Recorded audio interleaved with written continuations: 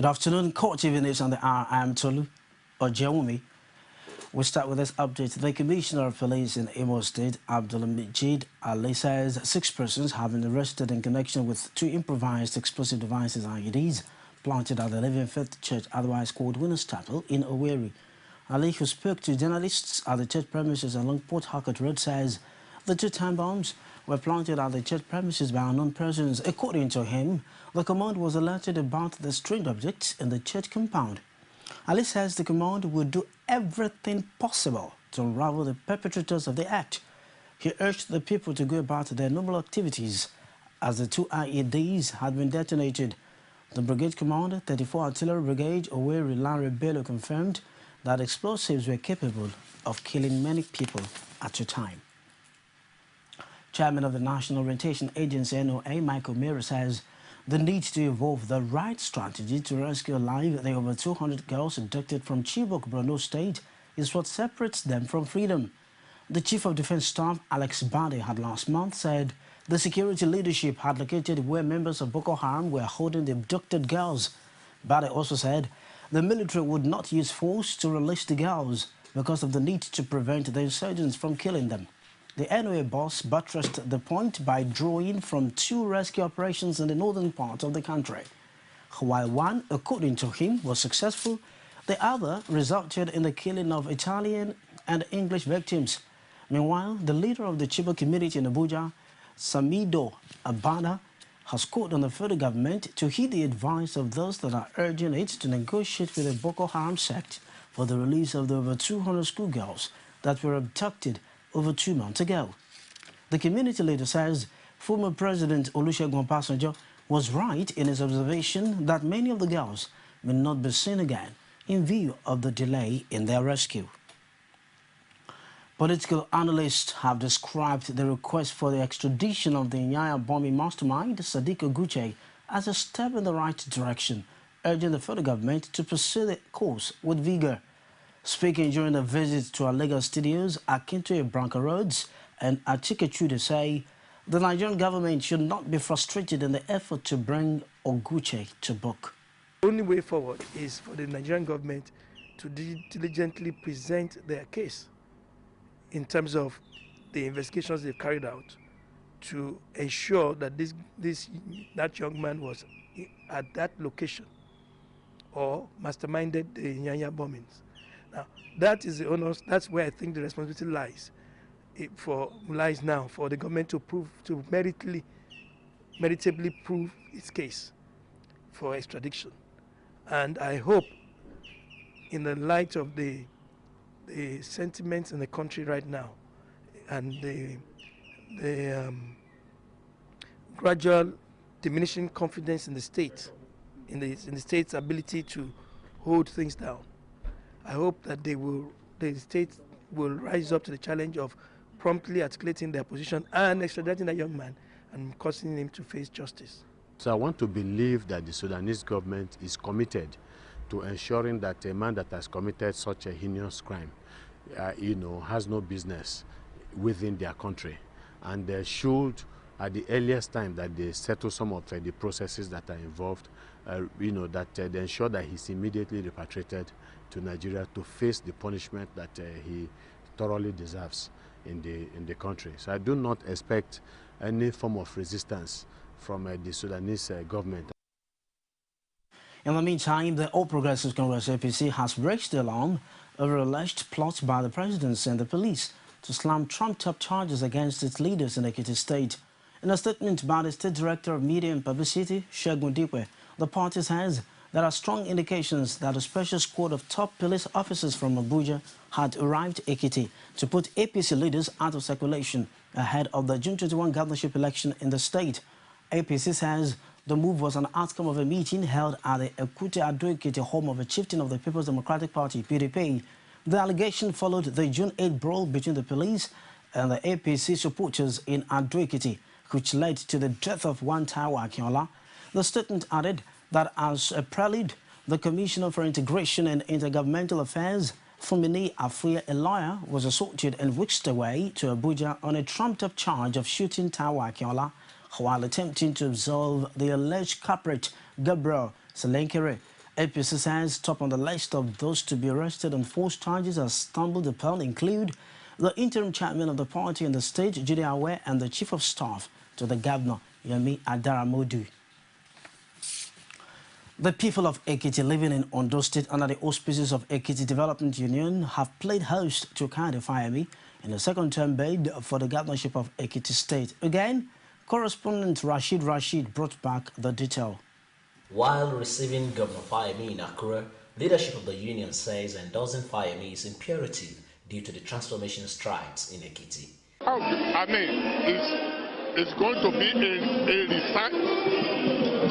it's going to make a resounding, overwhelming success, victory over any other thing. Over 80% of Ekiti are going for him. And I can assure you that over 85% of Ekiti will vote for him on Saturday. The governor expressed gratitude to the union and stated that the endorsement is another call to serve Ekiti people. The whole point of asking for a second term is to consolidate on all the gains we have made and to ensure that we do not suffer any reversal in our state. Ekiti State must go forward.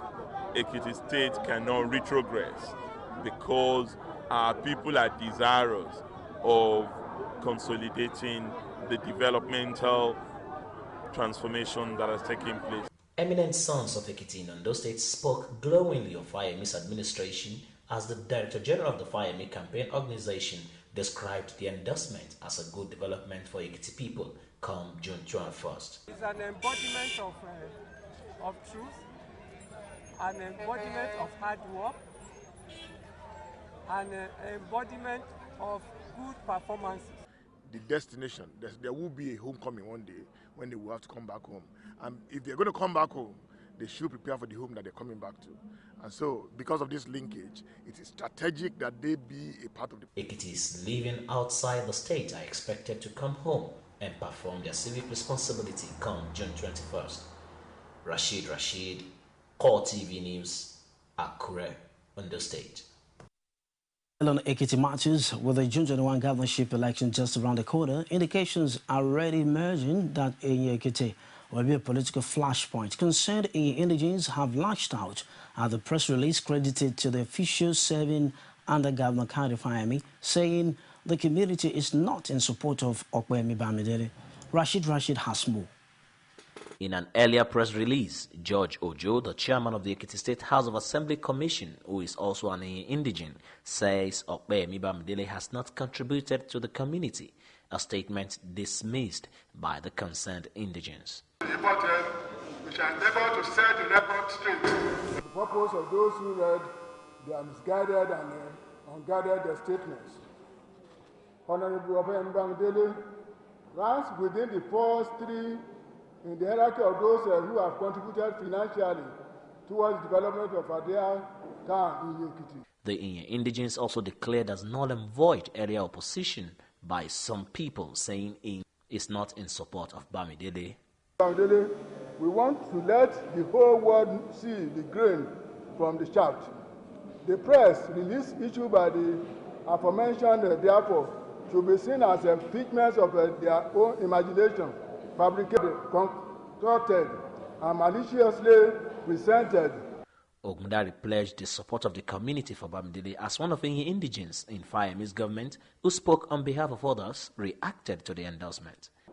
And in people, home and abroad, are solely behind Honorable Okpeyemi Bamidele. The problem with MOB is that it doesn't have a chance. Because the election that we are doing now is a scientific one. Before we go to the polls, we already know our strengths, and that is why he's scared. The truth of the matter is that MOB is riding a sinking ship. He has no chance for survival. If he likes himself, this is the best time to get out before he perishes. However, political observers are waiting to see the outcome of this development on the governorship poll. Rashid, CoreTV News, Ekiti. Now, it's 1 year since the demise of the former Yaloja General Abibatu Mogaji. Abiola Oluwole was at the funeral for the late Mogaji. His report is presented from our studios. Eminent Prominent personalities across the length and breadth of Nigeria gathered at the Tafawa Balewa Square, Lagos, for the fidao of late Iyaloja General and the mother of the national leader of All Progressives Congress, Bola Tinubu. Islamic scholars, one after the other, took time to pray for the repose of the soul of the late matriarch of the Mogaji family. Quoting from the Holy Quran, clerics say one way to be remembered for good after death is to impart the lives of fellow human beings. You started from nothing. Whether you like it or not, you are something today. You are still coming back to become nothing. The carnival-like fidao had in attendance former military head of state Muhammadu Buhari, ex-Vice President Atiku Abubakar, Governor Babatunde Fashola, among other APC chieftains. Nigeria and Iran will clash for the first time. Details after this timeout. Please stay with us. Come June 21, it will be decision day for the people of Ekiti. 18 candidates are gunning for one seat. I am the next governor of Ekiti. But the people will have the final say. I know that tolerance has a very big place. Join extensive coverage of the election and get up to the many details as development unfold. I'm the voice of the Ekiti people. With expert analysis from the best political team on television. And that's honesty of island. Join us all day June 21 to find out who emerges the next governor of Ekiti State. We have agreed to move this state forward. Keep a date with us on CoreTV News. You can also watch us live on our website on www.coretvnews.com, a 24-hour news station. And for more information on our news and other programs, visit us on our Facebook page at facebook.com/CoreTV News. On Twitter, handle is at CoreTV News NG. And on YouTube, youtube.com/CoreTV, leave a space news. Now the rest of the news. Nigeria and Iran will meet for the first time in their history at the World Cup when the Arena da Baixada Stadium opens its doors today for the first match in this city in the south of Brazil. This is Nigeria's 5th World Cup and the 4th for Iran. Iran's qualification was like a crossing through hell, admitted coach Carlos Queiroz after his team achieved their objective. And for the Portuguese, now is the time for crossing through heaven. But Nigeria are not a team prone to gifting matches to their position, and Stephen Keshi wants to show in Brazil why they are the current champions of Africa. The Super Eagles arrive in South America hoping to improve on their best return from a World Cup. They reached the round of 16 in 1994 and 1998. And Israeli Prime Minister Benjamin Netanyahu has accused the Islamist Hamas movement of kidnapping 3 teenagers as a massive West Bank manhunt for the missing youth entered its 3rd day. As troops wrapped up the biggest arrest operation in years, detaining 80 Palestinians overnight, many of them Hamas members, Netanyahu pointed the finger of blame directly at the Islamist movement. The youngsters, one of whom also holds a U.S. passport, are students at Jewish seminaries in the West Bank, believed to have been snatched from an area between Bethlehem and Hebron while hitchhiking. They have been identified as Gilad Sher, 16, from Talmud settlement near Ramallah, Naftali Franco, 16, from North Ireland, and Eyal Efrak, 19, from Elad, both in central Israel.